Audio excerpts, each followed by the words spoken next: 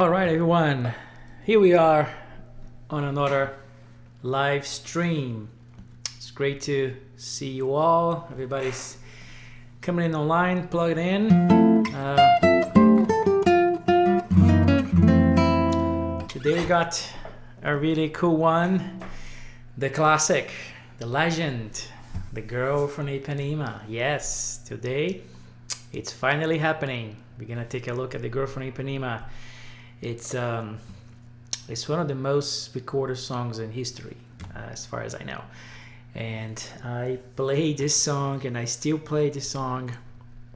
I don't know, hundreds and hundreds of times throughout my lifespan, and I still play this song, and it still takes me to work. You know, it's still, you know, I'm still able to find things on this song. Even to this day, that I wasn't thinking about, or just like, you know, when you play, you just discover new things. So it's a testament of how great of a song this piece is. And let's get right into it. Got some people getting online. Stefan, hello, my friend. Thanks for being here with us. Razor Dominguez, hey Gabriel, hello from the Netherlands. Great to see you. Man, I'd love to go to the Netherlands. I've never been, and it's been my bucket list for a while. Thanks so much for being here with me today. I guess let's get right into it.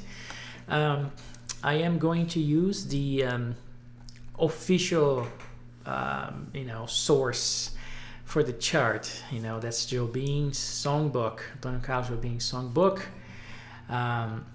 We're gonna take a look at the sort of official version. There's two versions that I really like. The Jobim songbook that came out first is in cut time in 2/2, and then the Bossa Nova songbook that is in 2/4. I was gonna put that one in because it's 2/4, but it's just spread into 2 pages, so it's gonna be weird to show here.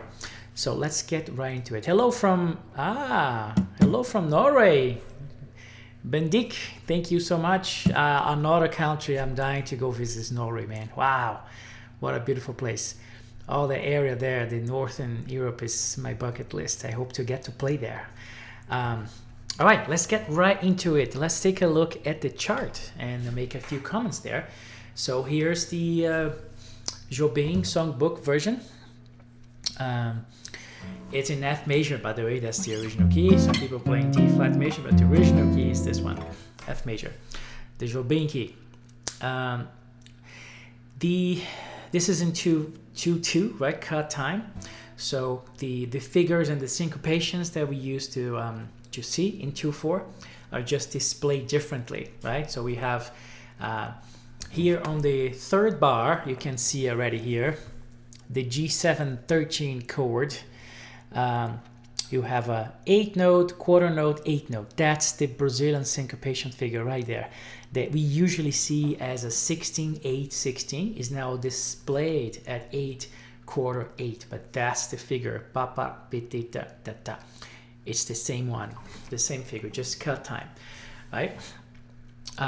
So this particular melody there's a lot of good stuff for us to use as far as making our arrangement, which I will play at the end, but also a few challenging things that we should sort of circumvent, we should kind of go over, that would not help us a lot when we try to do our arrangement. And that's the first motif of the melody.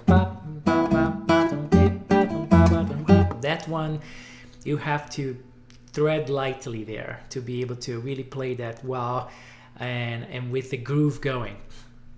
And the other thing, obviously, throughout this tune is the triplet that I keep talking about. The triplet is not a friend, unfortunately, when you try to make this thing groove. And there are ways to circumvent that. I'm going to show that today.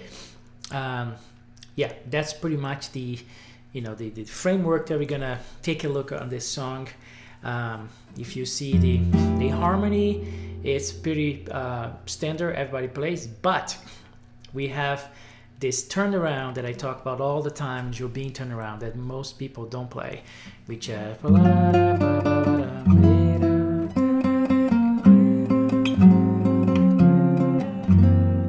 there on the first repeat, A minor, A flat, D flat major, G flat 7. That is in the song, and some people don't play. I play that because that's cool. I have a whole array of lessons in my program here about that song and that progression, how to deal with 4 chords per cycle of 2 bars, what I teach there. I will talk a little bit about that.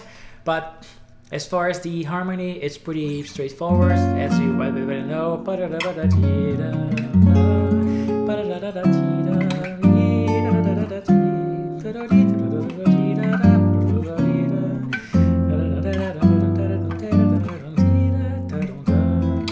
Everybody knows the girl from Ipanema, right? Let's get right into it. I got more people here arriving. Hello, Daniel. Olá, Marcelo. Tudo bem? Oh, meu camarada, tudo bem? Como é que você tá? Bom te ver por aqui. Vou te responder lá no Instagram, hein? Não esqueci, não. Eu vi a tua mensagem. Vou te mandar um número. Bob Burrell, hi from England. All right, Bob. Thanks for having you here, brother. Thanks for being here from England. I did go to England, actually. Yeah, I know England. When I was 15, I spent a month in England, in Cambridge. I went to study English. So I met Cambridge, London several times. I went to Norwich up in North England. So it was beautiful, beautiful land. Daniel's in Paris. All right. And Mark, thanks for being here, my friend. Never miss one. All right, let's get right into it. So, as I was saying, the melody, 1 and 2 and ba ba ba ba ba ba ba ba ba. That melody is hard to put our groove, you know. With the bossa nova grid thing here, but it is possible.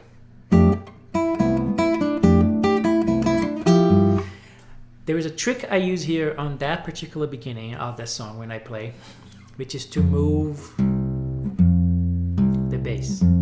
You know, again, the whole trick of the system, the Sambafying system, and all the stuff I talk about all the time is playing the top layer against the bottom layer. We have 3 layers: the middle, the top, the bottom. The top, melody in this case, the bass, bottom in this case, bass. Gotta make the arrangement work, you know, your fingers move the right way. So what I do here, since I don't have a lot of space to the melody doesn't give you a lot of groove, it's a little bit of a boxed melody thing. As far as the syncopation, it doesn't have that in that moment. Moving the bass up and down helps to get a sense of motion into this. In my case, I do have this extra low string, the 7th string, but if you don't have it, the 6th string, you have to go up in this case. Not ideal, but it still fulfill its function. So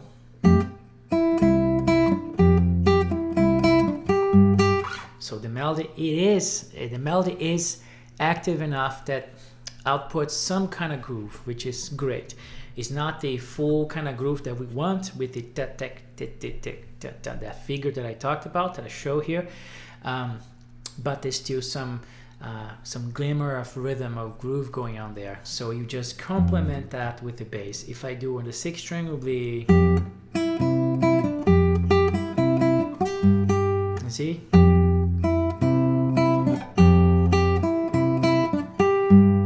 It's still possible, still doable. I do it here because I just have the extra string. That's it. So that rhythm continues throughout the song, right?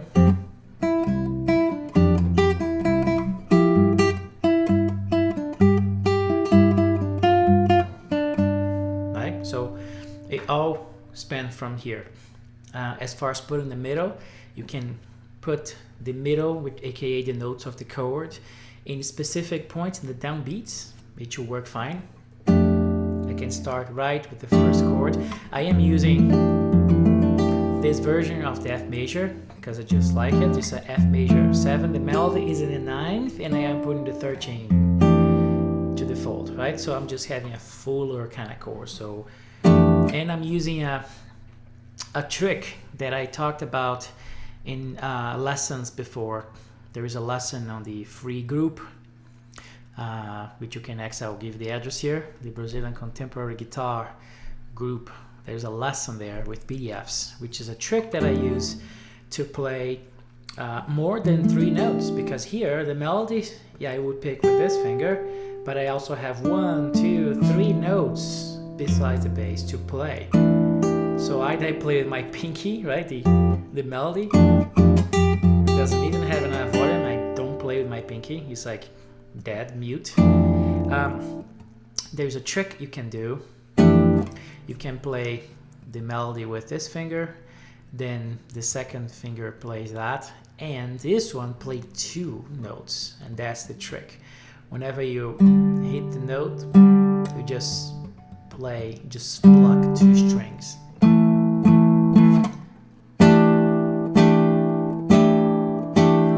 That's the trick, to play 4 notes instead of 3, right? With the bass. If I didn't have the obligation to groove with the bass, I would have used the thumb, right? To help with that. But since the bass is occupied, my thumb is taking care of the bass, I have to rely on that trick. So, okay. So chord, chord, chord, chord, same trick here.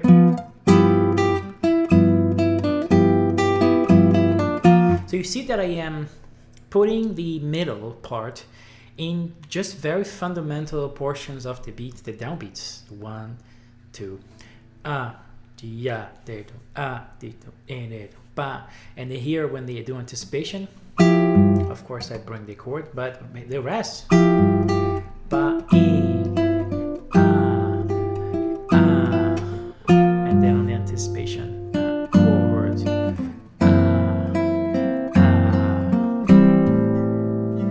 that's it. Right? That's the trick to play the Girl from Ipanema, that first part, because it can get a little tricky to groove that beginning, you know?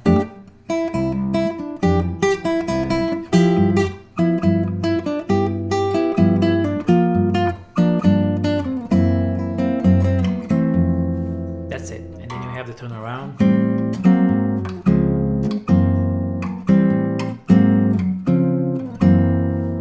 Right? That's what you do there. Let's talk about the triplet again. That's the element that we have to sort of circumvent there. Right on the 2nd system, and then you have A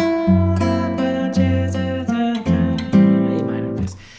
If I play like this, I have no groove. I have to basically give up the groove to perform the triplet, and that's something I talk about in, I don't know, 15 live streams over here by now. Yeah, by now you probably learned that, right?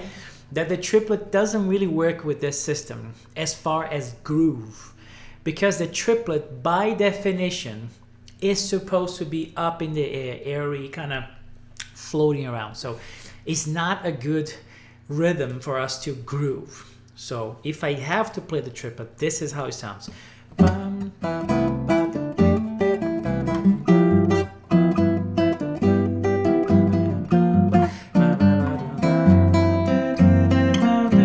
You see, I literally stopped the groove to perform the triplet. It's impossible to play the groove, the bossa or the samba groove with the triplet and still make it groove. You just can't. I can't. Hopefully you can. I can't. No?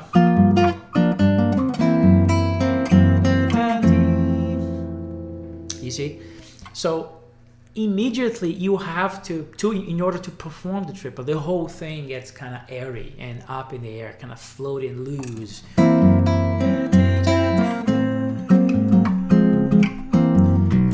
So what do we do if we want to continue with the groove?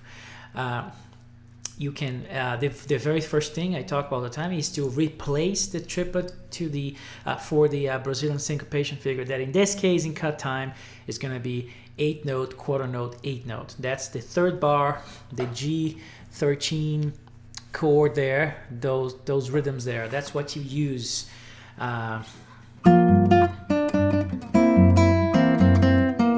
You can use that. That keep the lights open, like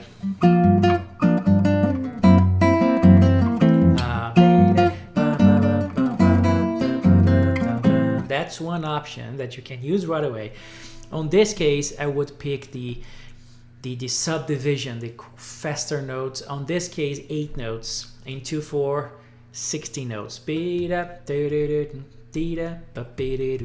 Like you have that figure here on the second bar, first bar, the G minor thing.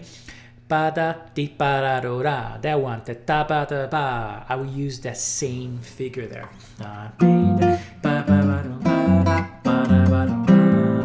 That's what I use.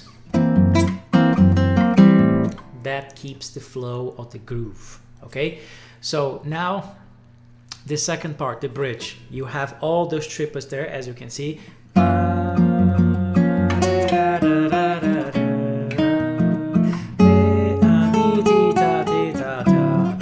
Right, so again, you have the case with the triplets, a lot of triplets, and I have to stop the groove to play those. So I have.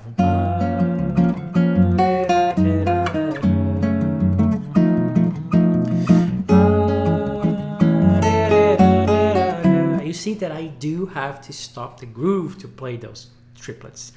I don't want to do that. I want to keep the groove going. So if I want to do that, I have to go.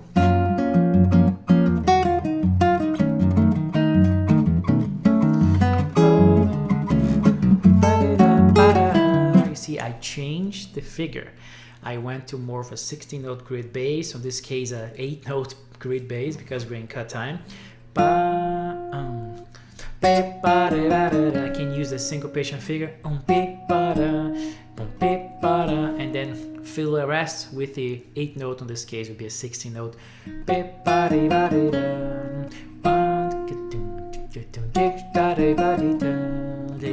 Again.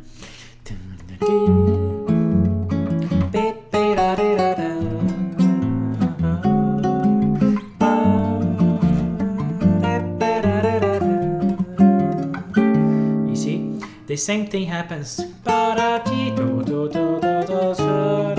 That's how whole triplet, a sequence of triplets, right?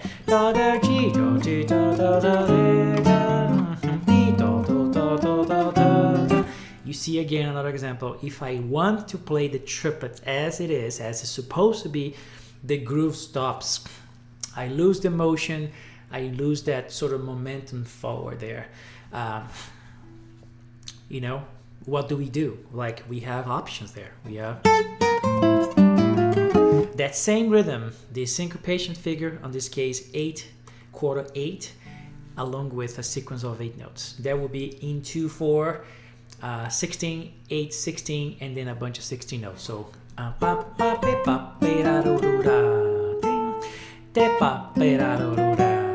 right?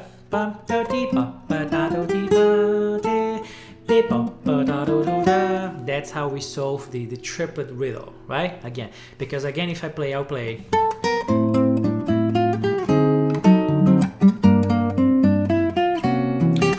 I lost the groove there, but if I do.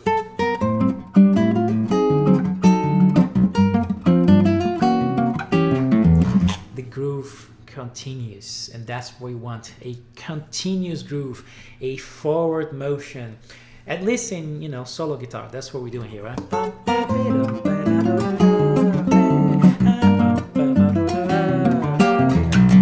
See? That's how we solve that riddle. Cool. If you have any questions, leave them here in the comments and I'll display them here. We have more people here.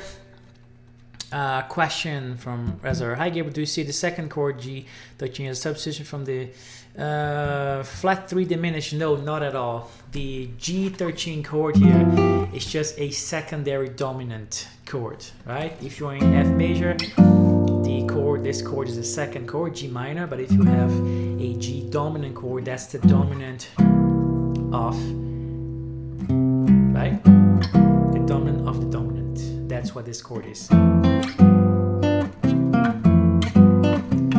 It's the classic secondary dominant, the dominant of the dominant, right? G is the dominant of C. So that's what this chord is. And that chord is found in hundreds of songs, Jobim included. That's this chord there, or Ellington. Take the train, that's the chord right there. So that's what this chord is. Alessandro, ciao. Italia, grazie, Alessandro. Oh, keep it weird, Portland, all the way from Portland. Peter, how's it going, my friend? So Peter and Mark are members of the Brazilian Guitar Institute, represent in the house over here. Great to see you, my friend. Well, so I hope everybody understood the concept of the triplet and how to substitute or replace the triplet. It just is not a super cool figure to use for rhythm to keep the momentum forward, right? It's just not happening as far as rhythmic stuff. So if I want to play a solo thing or like an out of time, it's beautiful and lyrical, right?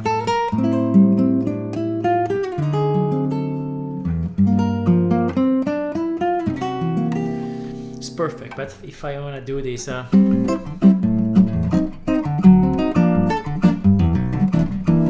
you know.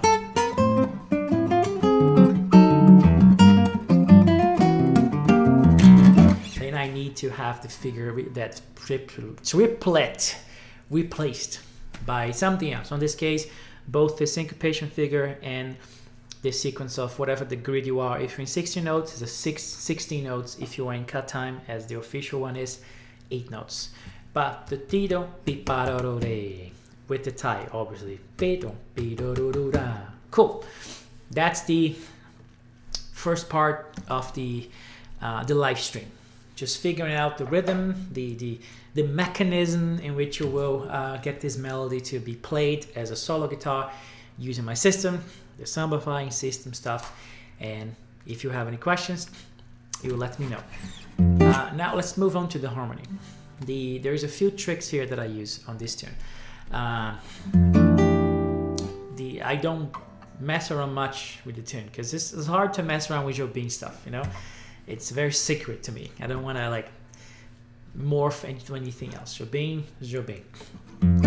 But I definitely love the turnaround that he does, and I talk about this turnaround all the time.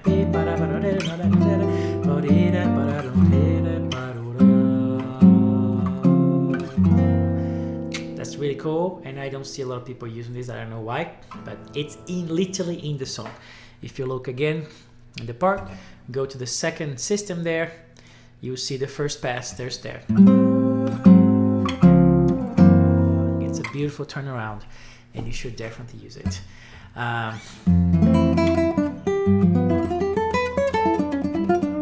What else? We got a question here, let me see. Joe, my wish has come through. I was hoping you would go to Ipanema. Hello, Malawi. Hey, Joe. Thanks for being here again. Yes, there we go. We read my mind. Oh, I read yours. Nice girl from Ipanema today. Stefan asked, what about playing the melody from the sixth fret? Is that what you're talking about? On a 7 string? I'm not getting the question. 6th fret or fret? Is that what you mean? I don't know what you mean there, brother. Please explain. So turn around, right? Right. As far as the tune goes,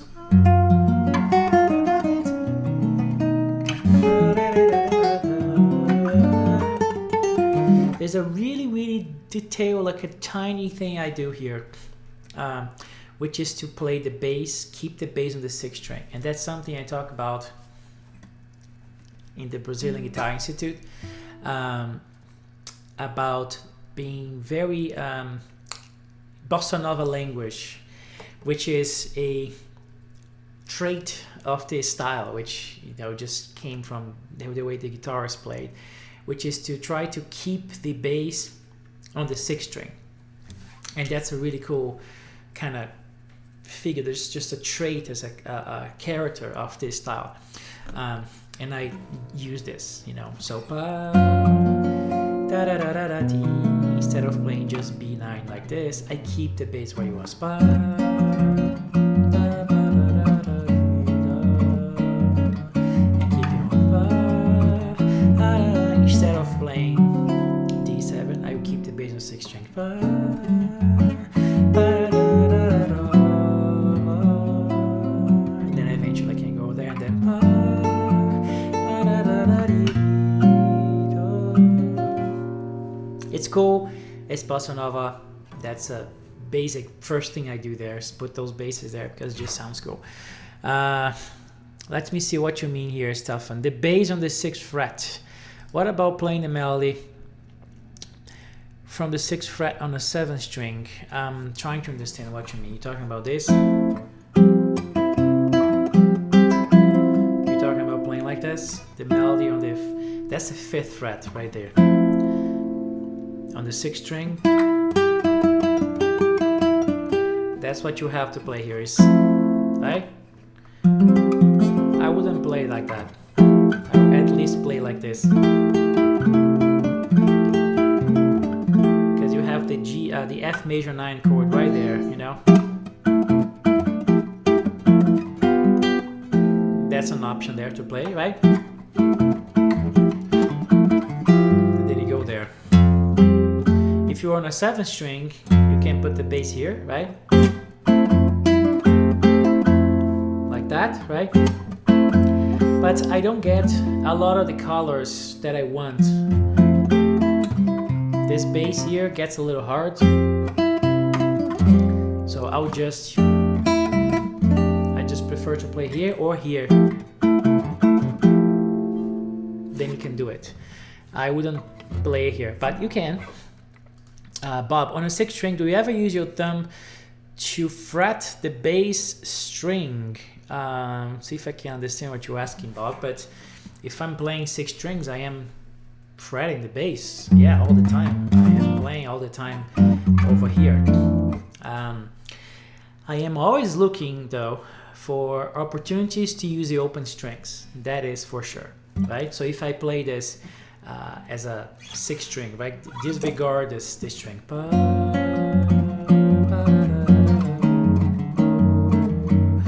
string.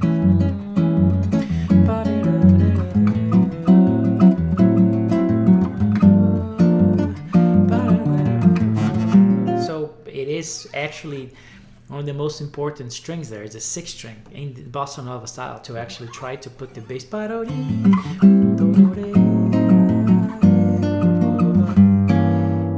Use this.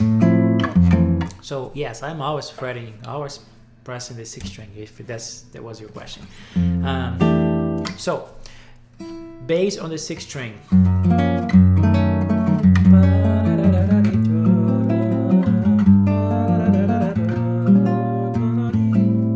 Always do that. That's the first tweak that I do on this tune, as far as harmony. The other thing that I do, which is a slight thing I do at the end, is when I come back from the bridge, I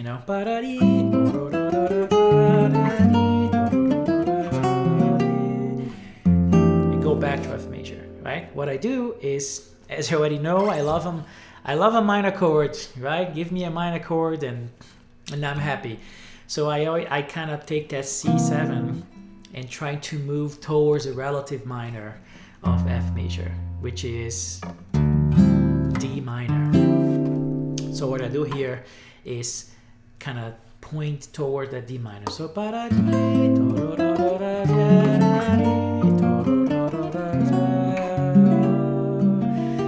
put that C sharp diminution there because I get to the D minor and I like it a lot. Just a little thing there that I put in there. Sorry, Mr. Jobim, but I had to put it in there. And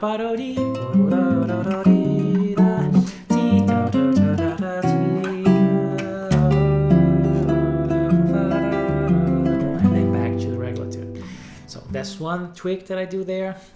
And here's another tweak that I do there. And I'll, as you know, relates to minor chords, because I try to mirror stuff, right, that is major to minor, just as a way to get a little more variety and a little more variation, a little more different color, and just kind of put things a little bit of the way I like it, because I like minor chords. So I also do substitute that chord, the G flat major 7, to its minor relative. So that's E flat minor. So instead of playing the first chord of the bridge G flat, I play E flat minor. So that sounds like this.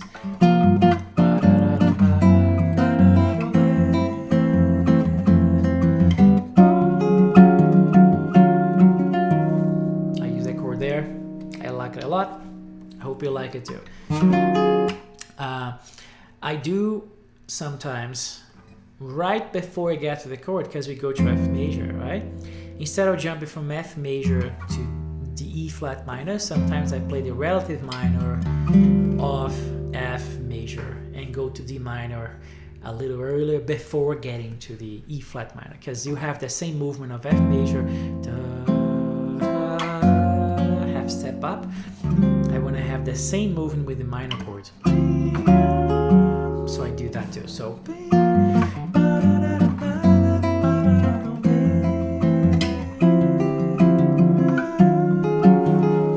I do that too. So that's something cool that I do. They can do as well. Minor twice on the beginning of the bridge and out of the bridge. Instead of coming back here, I do that. Okay, we got more information from Bob here. To be clear, do you ever use the thumb of the left hand over the top of... I see what you're asking now. Now I know what you're talking about. To be clear, do you ever use the thumb of the left hand over the top of the neck to fret the bass string? Absolutely not. Ever do that. I don't do that. Nothing against people who do it, but that comes from electric guitar players usually, or acoustic steel string guitar guys who comes to play instrument, and it's easy to do that on those instruments because the neck is small, is not as thick as this. It's hard to do that on a 7-string, brother. See, you know, it just gives me not like nothing. I gain nothing doing this, just like lifting my elbow and hurting myself.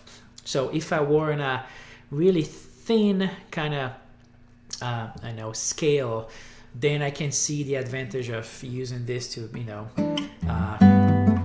doing this. I've seen some guitars doing that.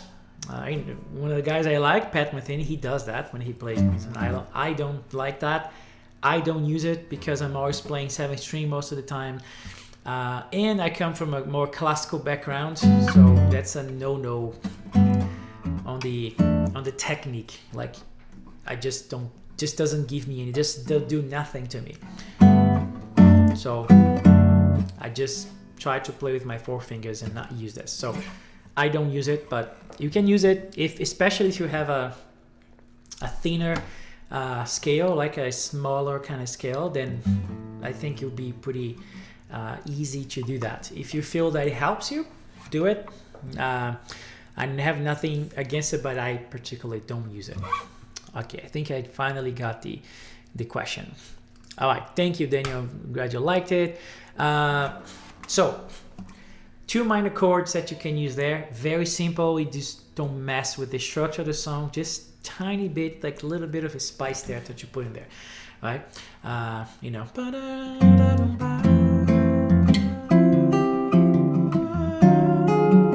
Just a little left to the minor. I like that. And then I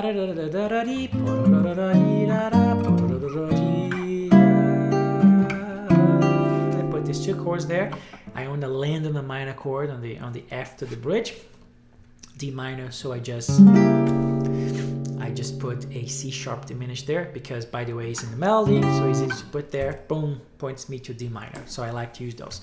Those are kind of the basic chords that I use that doesn't really alter much of the arrangement, just a few sprinkles in there. I use that even if I play with like anyone who plays traditionally. If I just put those chords, I don't mess with the arrangement, right? Now I want to show you a few things I do that are a bit more disturbing in a way to the flow of the thing. And then I use, especially on solo guitars, arrangements, or if I'm playing someone, I just have to like tell them, hey, in that point, let's do this, and then we do it. But that's not something that comes up all the time. One thing I do is coming to the bridge, the minor thing, instead of doing this from the bottom, right, going up towards the E flat minor, right, via F major relative minor, D minor, and then going up. Sometimes I do the opposite. I come from the front, come from the top down. I do E minor and then do this.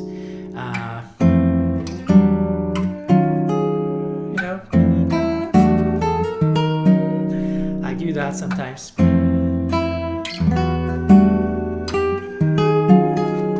That's just a very different way to arrive at this. And I did this there's an arrangement of mine on YouTube playing the Girl from Ipanema. You can type in Girl from Ipanema, Gabriel Santiago, you're gonna find my solo guitar there. And I did that kind of like on a whim, just like an improvised moment, and I liked it. For some reason I kind of set up that, and then I liked it, so I used that, usually when I'm soloing over, kind of like this.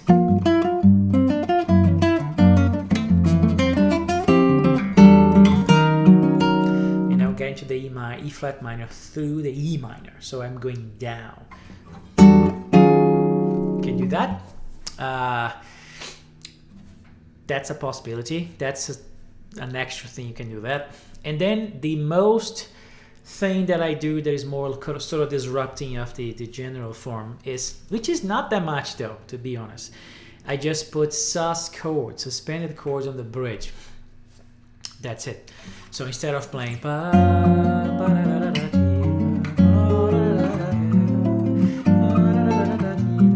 instead of doing that, I do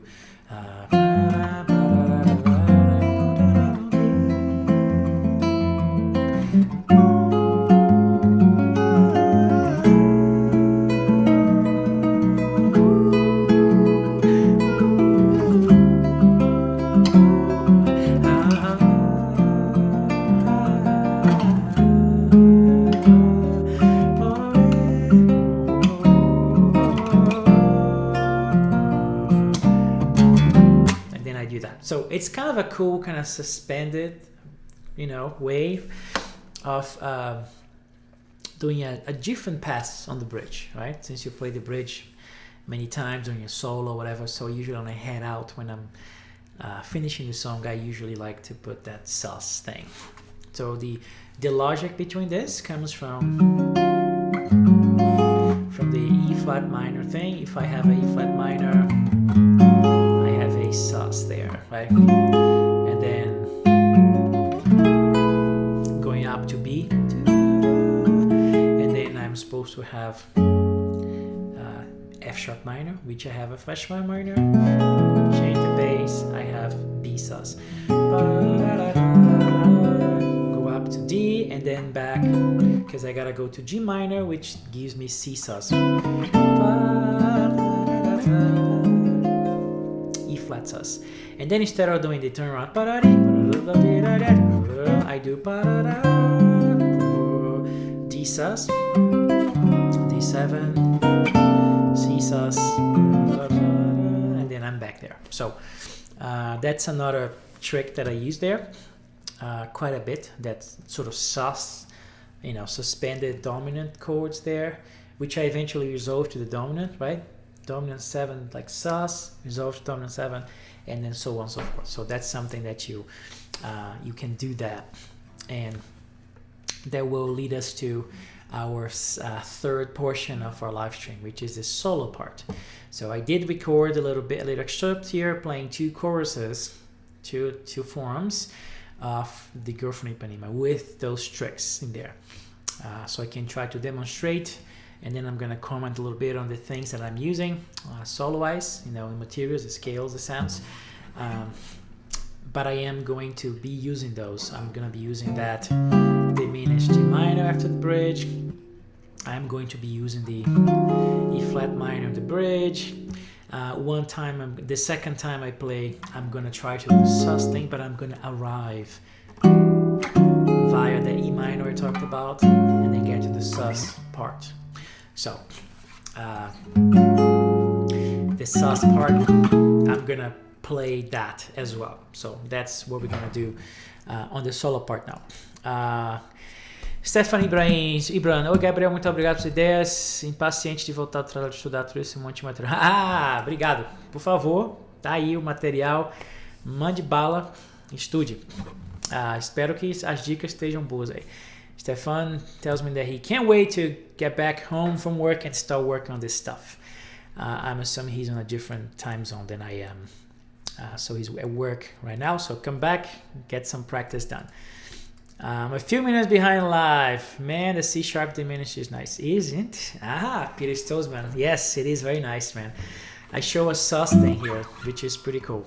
Check it out. I'll show you this later. There's a E minor thing that I do. So let's try to play the solo part. So I recorded twice the form, and then I'm gonna attempt again on the fly to play through this stuff. So again, recapping, we're gonna do the turnaround as on the song is, and then when we get to the bridge, we're gonna do the minor relative, right? We're gonna do instead of G flat major, we're gonna do E flat minor there, as I already told you, and then coming back from the bridge, that's when you're gonna see we're gonna do that D minor there with the C sharp diminished. And the second time that I do the form, when I get to the bridge, I'm gonna arrive at the bridge via the E minor thing I show you. I'm gonna do the E minor on the form and then jump into the sus chords.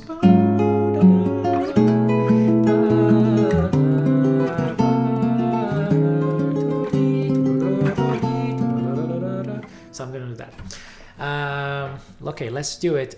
Reggie, obrigado, mestre. Obrigado a você. Thank you. Reggie is another member of the Brazilian Guitar Institute in the house. Do you ever go to 1-4-6-3 to get to the second dominant 7, or is that too much of adjusting? I think so, man. I think so. Let's see what you mean by here.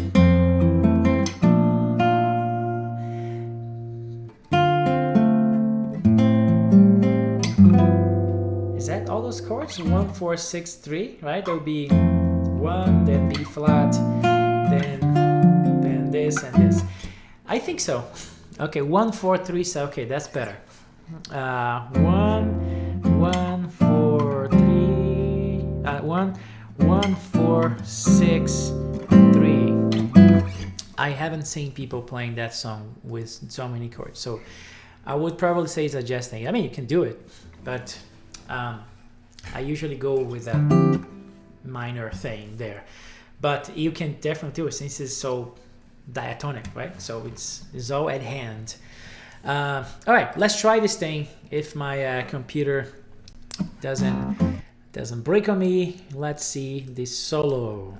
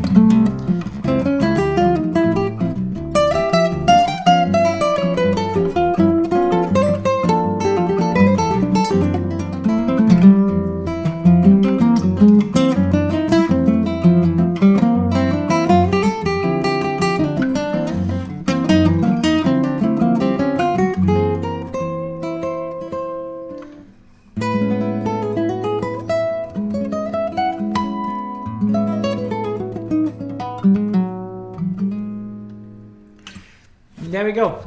I tried to go through those chords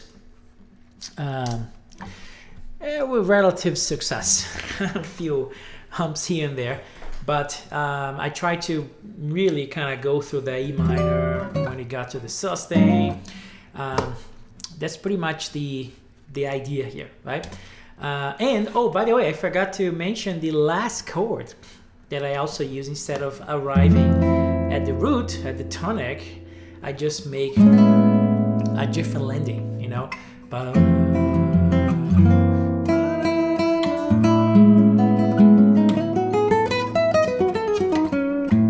I just end at A major, you know. I think I saw someone, Jobim or someone, ending like that, and I was like, oh, that's cool. I'm gonna use too. So I end on A major instead of you know, F major, the tonic. So as for sounds, lots of things there. You know, the regular, you know, major, Lydian sound, and here you have that, you know, the classic thing you play over the dominant of the dominant, right? The dominant chord there, the so-called Lydian dominant. That's kind of the classic one to play with the chords. Then just a 2/5 to F major. But also if you go the G flat route, I do kind of play the Lydian dominant there. I play over that chord, right? So, and then back, that's kind of what I play there. For the bridge, just regular Lydian.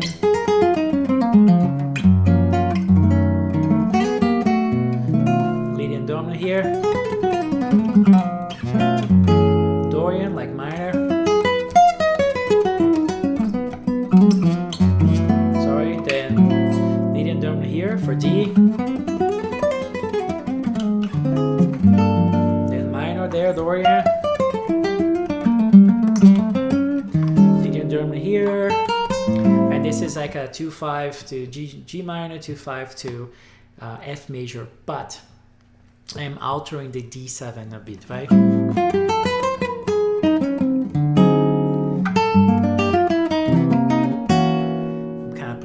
Sounds, but in this case there's those two chords that I put in there, right? Like the C sharp diminished that goes to D minor. When I do that, I have to acknowledge that chord, so I also kind of arpeggiating the diminished thing here.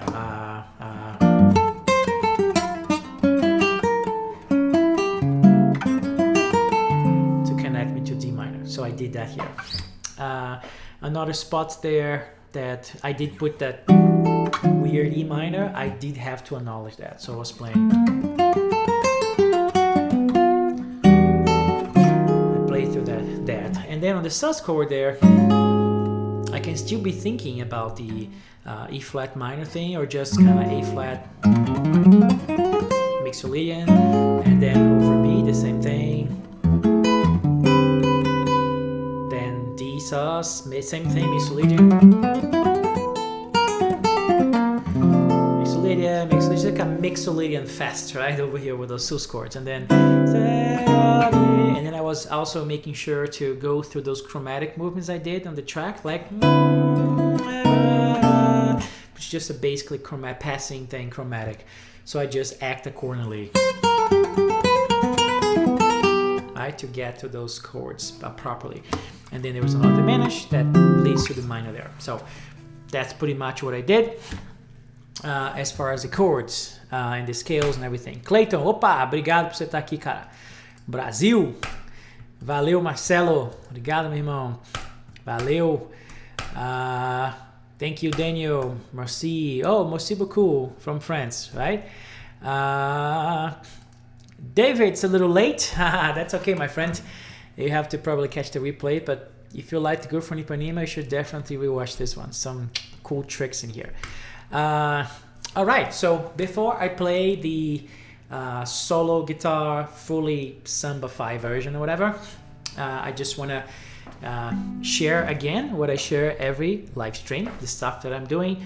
We have the YouTube channel here. It's been healthy, it's been great, and thank you so much for all of you to being here on a Saturday morning. But if you feel that you need more help with Brazilian guitar, I'm here to help you. And there's several ways that I can help you. I can help you just by hopping on a call with me. Just book a call, Brazilian Guitar Talk. We can talk about your guitar playing, where you are. I can help you with a little bit of a plan for your practice and everything. I'm not going to sell you anything, but yes, I do have the Brazilian Guitar Institute, and I will talk a little bit about in a second. But if you just want to chat about your playing and share things and ask questions, I'm happy to hop on a call with you. If you want to go a little further and need more lessons and need things, I have a really nice community of guitarists, and it's called the Brazilian Contemporary Guitar Community, and it's free. And to get there, you go to gocollab.com/Brazilian Guitar. Go collab with a K and 2 L's. Gocollab.com, Brazilian Guitar. That is free, and there is a plethora of lessons there. They're great and has PDFs and everything. I just got a really nice video in the community now. There's a system of rewards now, and prizes and points that you get as you comment on the post and post stuff yourself to get things, mini lessons and things, and even like a call with me for private stuff for free. So if you want to get there, get into the community. And again, if you want to get to the premium kind of service, right, that I have, that's the Brazilian Guitar Institute. That's a mentorship program that I have, and it's a fantastic program. We have 3 members here online that can vouch for the program. We have an array of videos, instructions to basically do what I do, right? Train you in the art of the Brazilian guitar, the foundation, how to play these grooves, and then how to actually do the Sambafying thing, the 3-layer system, everything to get you to basically make any melody into a Brazilian thing. We have a really great community that you can post your videos, you get my feedback, you work directly with me. We have the live meetings every Wednesday morning, which are wonderful, and it's my favorite part of the program is to meet with everybody and talk, and becomes like a masterclass every week, and it's wonderful, great questions, great insights from everybody. And that's the Brazilian Guitar Institute. If you want to get on that, more information, BrazilianGuitarInstitute.com. You can see what the program is about, and I definitely encourage you to join that. And that's kind of what I have to talk about. See, fantastic program. That's Reggie. Reggie's in there. So I will say hi for now. I'll play the last version of the Girl from Ipanema. And again, you can book a call. You can go to the community. You can go to Brazilian Guitar Institute, which also is a call with me to get you in. Or you can do all of them. Which, I have people here who did everything. And thank you so much again. And let me play the Girl from Ipanema and see what we're gonna do with this. Let's see if I'm not gonna mess this up. All right, and thank you so much for being here again. It'd be good to actually tune the guitar, right?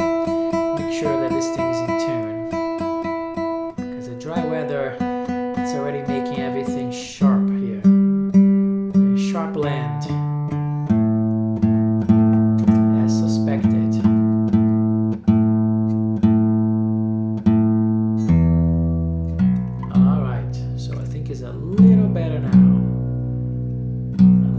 Sharp. All right, here we go. Girl from Ipanema.